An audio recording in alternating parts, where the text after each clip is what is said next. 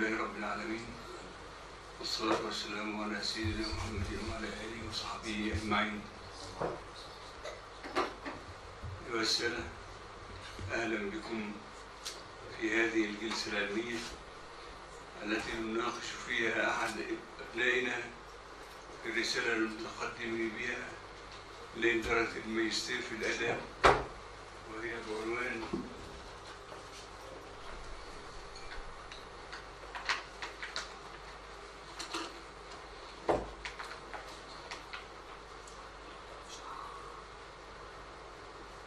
الاغتراب بشعر جل رضا.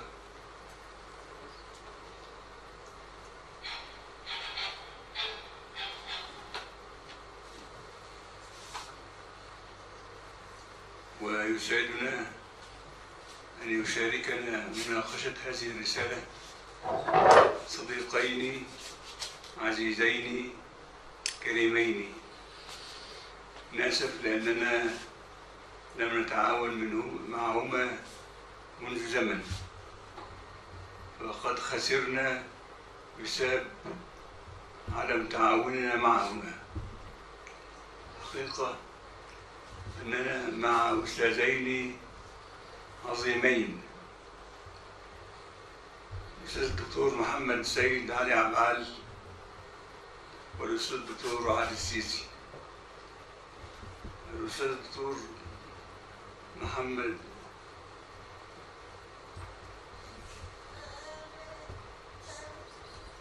سيد علي عبعال أستاذ الأدب العربي في كلية الآداب بجامعة العريش. والحقيقة أنني كنت أنوي أن أتحدث عنه كثيرا، لكن أغناني عن هذا الحديث حديث قرأته عنه بقلم كاتب سعودي اسمه جبريل السبعي، كتب عن الأستاذ محمد سيد علي إسماعيل عبعال، كتب عنه مقالا ضافيا. سأكتفي بذكر فقرة منه، فهذه الفقرة يعني لعلها تنبئ في المقال كله أو بما نريد أن نقوله كله. يقول في هذه الفقرة، لعلي بعد هذه المقدمة أنتقل إلى الشخصية التي هي موضوع دراستي في هذه الورقة. أقصد الأستاذ الدكتور محمد سيد علي عبعال، أستاذ الأدب العربي في كلية الآداب بجامعة العريش في مصر، له عدد من المؤلفات النقدية يربو على 15 مؤلفا، ويتسم أسلوبه بالوضوح في العرض والدقة في التناول والجدة في اختيار العناوين والتنوع في مجالات الارتياد والاشتغال، كما أنه واسع الاطلاع ذو مرونة فيما يتعلق باختيار الموضوعات التي يعمل على سبرها والمناهج التي تستقطبها موضوعاته وآليات الاشتغال التي يقع عليها اختياره.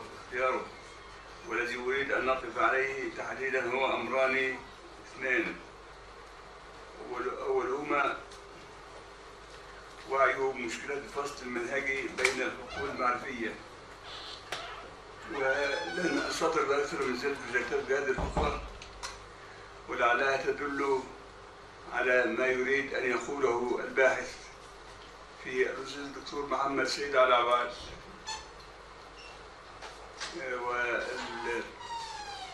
والمقال طويل وموجود الرابط بتاعه على صفحة الدكتور محمد سيد عبعال، التي أرجو أن يتشرف كل منكم بأن يتخذ منه صديقا، فهو صديق يساوي 1000 صديق.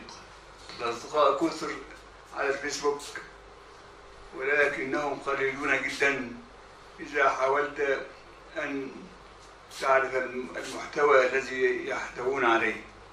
الأستاذ الدكتور محمد سيد علي عبعال يعني رجل له منهج وصاحب قيم، وتستطيع أن تتعرف على أسلوبه وعلى قيمه وعلى منهجه من خلال كتابته.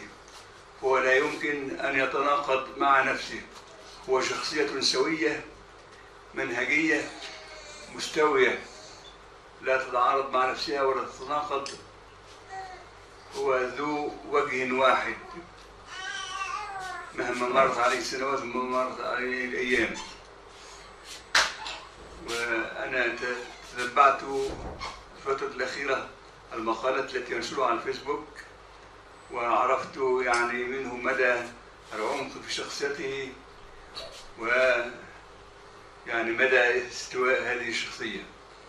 هو رجل مناضل مكافح، يعني بالنسبة لقضية البحث العلمي اتخذها قضية يدافع عنها في معظم مقالاته، فمقالاته كثيرة عن الدفاع عن البحث العلمي وعن البحث العلمي حين يسقط وعن البحث العلمي حين يسمو، والبحث العلمي في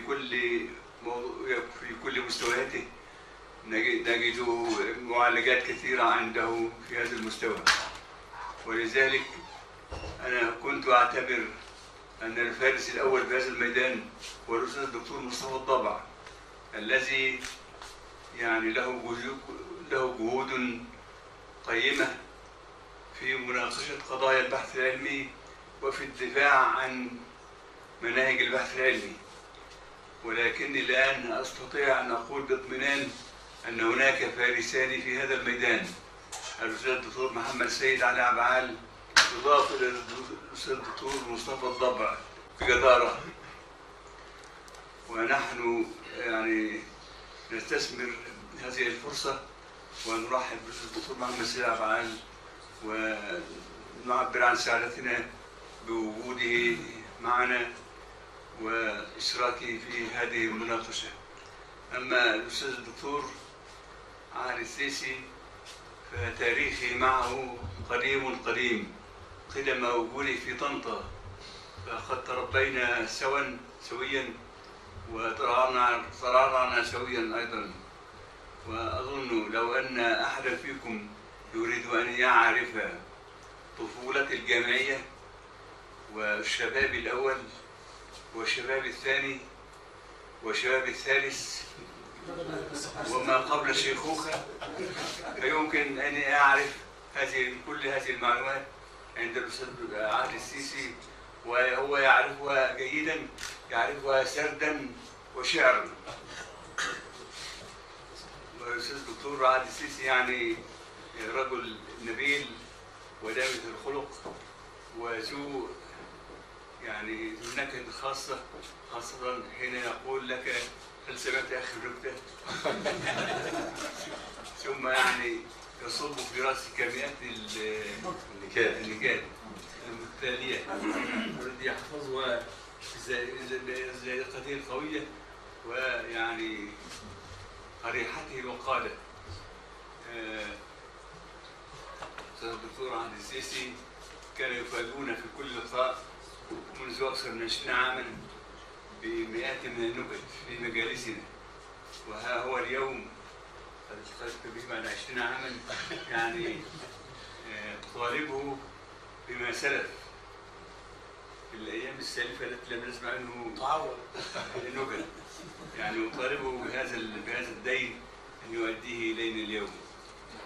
يعني شكرا جزيلا لكم وشكرا للضيفين العزيزين الكريمين الذي يعني نشعر أننا سنقضي معهما يوما جميلا إن شاء الله. ونبدأ في حاشية المناقشة بالتعريف عن الباحث السيد رفعت إبراهيم مع السيد المسجل درجة ماجستير في الآداب قسم اللغة العربية وآدابها تخصص الأدب العربي الحديث. والسيد رفعت إبراهيم المؤهل تاريخ الليسانس بالآداب اللغة العربية وآدابها بكلية آداب جامعة المنصورة عام 2006. حصل الباحث على سنة تمهيدية الماجستير في الآداب عام 2019 من كلية آداب جامعة دمياط بتاريخ 4/4/2021. وافق مجلس قسم اللغة العربية على تسجيل